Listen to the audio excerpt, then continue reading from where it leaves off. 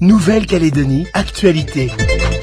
Une dizaine de membres du collectif La Tamoa, qui regroupe les habitants des quartiers de La Tamoa, de Katiramona et de la Tontouta, a déposé une liste de revendications à la gendarmerie de Païta. Des revendications portant particulièrement sur l'insécurité. Simplement, le week-end, on s'aperçoit qu'effectivement, on voit une patrouille de temps en temps, mais la patrouille à 10h du matin, elle ne sert à rien. C'est la nuit qu'il faut passer, c'est les week-ends, c'est les jours fériés, c'est là que ça se passe. Parce que la journée, on a des personnes âgées qui habitent dans les quartiers, qui sont là, qui sont sur leur terrain, et ceci. Mais la nuit, comme on dit, tout le monde dort, donc effectivement, il n'y a personne qui surveille.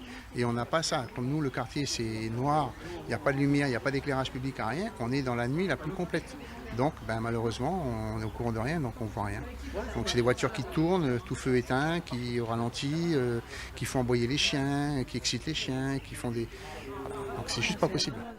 Ce collectif est né en octobre dernier et se compose pour l'heure d'une 60aine d'adhérents. Il exprime un ras-le-bol face à la répétition des vols et des agressions dans leur quartier. Le but de leur présence ici est premièrement de se faire entendre et participer s'il faut à la surveillance des quartiers. On se veut une force de parole entre les différentes collectivités, donc entre la gendarmerie, la mairie de Païta et nous-mêmes. On ne veut pas y aller au conflit. On veut simplement discuter et que certaines choses soient mises en place avec ou sans nous. Mais on peut très bien aussi nous servir d'acteurs dans la commune. On a des gens qui sont dans le quartier qui peuvent servir de guetteurs, qui peuvent servir de médiateurs, qui peuvent... voilà, on est là pour ça. On n'est pas là pour aller au conflit, c'est pas l'intérêt. Contactée, la gendarmerie n'a pas répondu à nos sollicitations. La mairie nous a fait savoir qu'elle communiquera sur le sujet après avoir échangé avec le collectif. Une rencontre est prévue en début de semaine prochaine. Cette photo de famille, donc le père, la mère et leurs 2 filles, c'est une photo qu'on a récupérée il y a très peu de temps. On commence à oser parler de toute cette histoire et à dire, oui, dans ma famille, il y a eu l'ancêtre Bagnard, etc. Voilà la photo qui le prouve. Après avoir sillonné la côte ouest de long en large, l'exposition intitulée Les Kanaks et le Bagne a cette fois-ci fait escale à la maison de retraite de Bourail. Il faut qu'on puisse parler de choses que l'on n'a pas l'habitude de dire et c'est cette expo qui va nous aider à le faire. Quand le bagne s'est installé en Nouvelle-Calédonie, quand les premiers bagnards sont arrivés en 1864 à l'île Nou, à Nouville, eh bien, on a décidé que pour aider les surveillants, il fallait aussi faire appel aux Kanaks. Et on a donc créé une police indigène. Pour Manu Cormier, il s'agit avant tout de faire découvrir ce pan de l'histoire encore peu connu, mais aussi de le rendre accessible au plus grand nombre. Nous y sommes à Bourail, donc c'est une histoire qui est étroitement liée à la commune, mais il y a eu également le pénitencier de Terrain-Bas, donc il y avait forcément police indigène. Nos anciens, ils sont eux-mêmes les acteurs d'une partie de cette histoire. Et d'autant plus en brousse, d'autant plus dans des communes comme Bourail-la-Foix qui ont été marquées par ce passé du bagne et parce qu'on y trouve de très nombreuses familles liées au bagne, et aussi bien du côté européen que du côté des clans de la région. Le métissage est important. Ça veut dire que les enfants qui sont nés, ils ont porté le nom de leur père. Donc c'est des enfants bouteillés et ils ont été éduqués à la manière d'un Européen. Ensuite est arrivée une deuxième phase. C'est terrible. Je trouve ça formidable. Vous pensez que les gens ici sont au courant de cette histoire-là Voilà, je ne sais pas s'ils sont au courant, mais voilà. Il manque aussi d'informations, peut-être c'est ça aussi. Il y a des histoires communes, par contre les gens sont très pudiques. Donc nous avons des résidents qui sont concernés, on a même du personnel qui est concerné. Mais il est difficile pour eux de prendre la parole. Sachez juste une chose, c'est qu'ils sont ravis qu'on parle de leurs ancêtres, parce que eux le savent, et que des gens comme Manu Cormier fassent les recherches et surtout laissent une trace écrite pour ceux qui viennent après. L'exposition Les Kanaks et le Bagne devrait prendre cette année le chemin de la côte Est.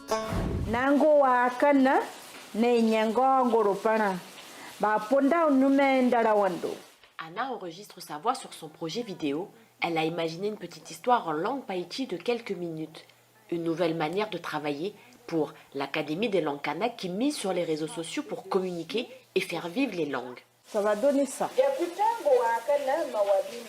On est dans l'air du temps avec tous ces réseaux sociaux. Il y a beaucoup d'internautes sur ces réseaux-là. Donc, on essaye de proposer une animation en langue sur ces réseaux tous les jours. Sur sa voix, elle va créer une animation pour illustrer son récit. J'ai retravaillé pour que ça soit joli, parce que si on doit créer un montage, c'est pour rendre attractif le contenu qu'on propose. Avant publication sur les réseaux sociaux, Annick vérifie et valide les travaux. Grâce à un code alphabétique normalisé, elle peut aussi bien lire du Négoné comme du Hadje ou encore le Fouanyi. Mon travail, c'est de regarder, par exemple, si la langue, l'écriture en langue, elle est cohérente, et vérifier aussi le français, la syntaxe, les formulations des phrases en français. Cela fait 1 an que l'Académie des langues kanak a renforcé sa présence sur les réseaux sociaux tels que Facebook, TikTok ou encore Instagram. En postant chaque jour, l'ALK compte aujourd'hui plus de 400 capsules publiées sur Internet.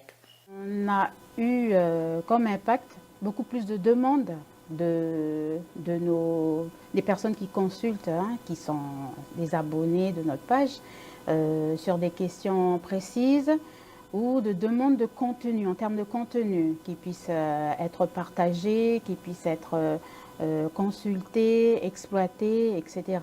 Les contenus sont divers et variés. On y retrouve des récits, du karaoké ou encore des expressions.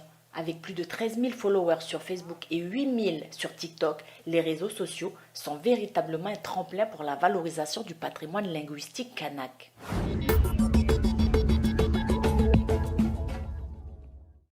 C'est un dessert que je vous propose aujourd'hui. Nous partons pour Koumak retrouver Francky, un passionné de cuisine et de pâtisserie. Il va nous présenter le Bamako, un gâteau à la banane, au manioc et au coco qu'il a inventé. Allez, tous à vos tabliers. Donc voilà le manioc. Là, je vais mettre l'eau chaude dedans pour faire bouillir le manioc. Faire bouillir le manioc. Le manioc, on a planté un peu là avec le gosse. Mais là, maintenant, la vie est tellement chère que voilà. On va planter le manioc, les ignames et puis tout ça. Voilà, on va attendre que ça cuit. Pendant ce temps-là, on va aller écraser les bananes. Allez, go. Alors, la recette que je prépare là, c'est la recette du gâteau Bamako. Alors, Bamako parce que banane, manioc et coco. Voilà, Bamako, c'est moi qui ai inventé. Bien écrasé comme ça. Voilà. Ça, après, je vais prendre de la vanille. Ça, c'est la vanille que j'ai ramenée de Montréal.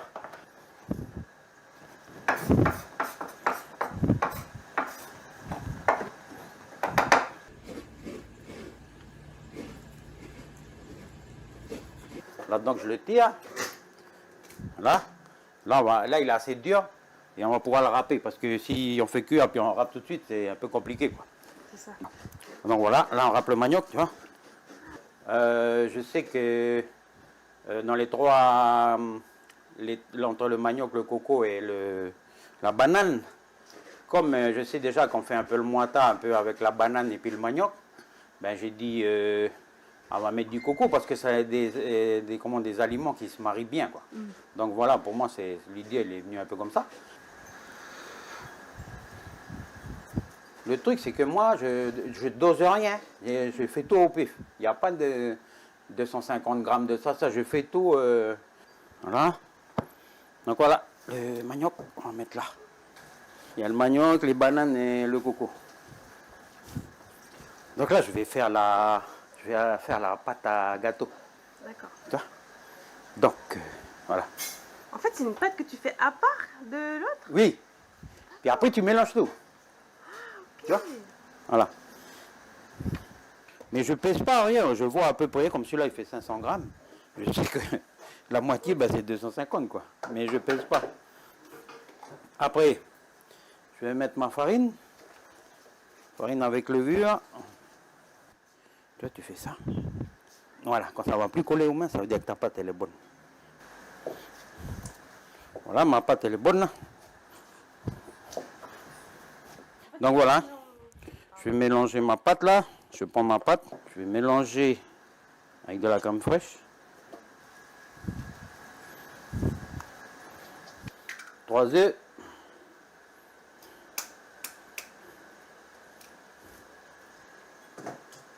je vais battre pour bien mélanger.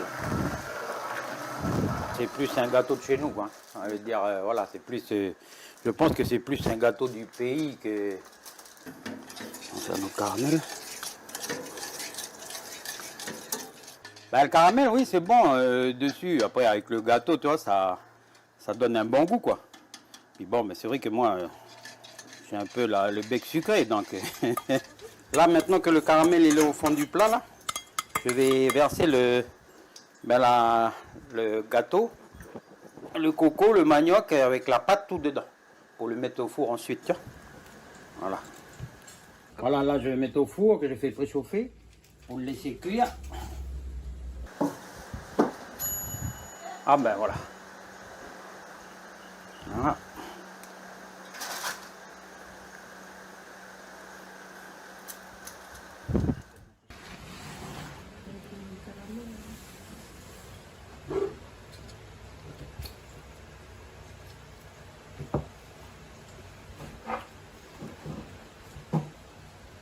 Alors?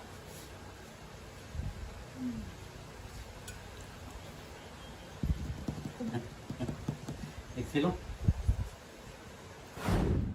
Ils se sont imposés au tir au but face à Tahiti.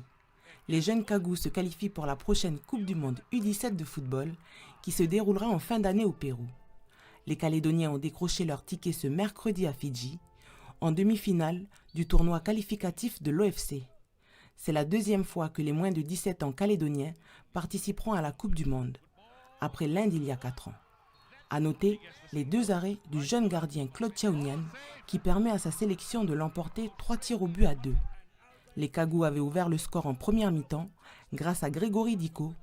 Tahiti leur emboîte le pas 15 minutes plus tard. Les Calédoniens affronteront Fidji ou la Nouvelle-Zélande en finale du tournoi OFC le 28 janvier à 18h. Une rencontre à suivre sur le site de l'OFC. Outremernews.fr, le site de l'actualité Outre-mer, 24 heures sur 24 et 7 jours sur 7. Retrouvez la chaîne Outremer News sur YouTube.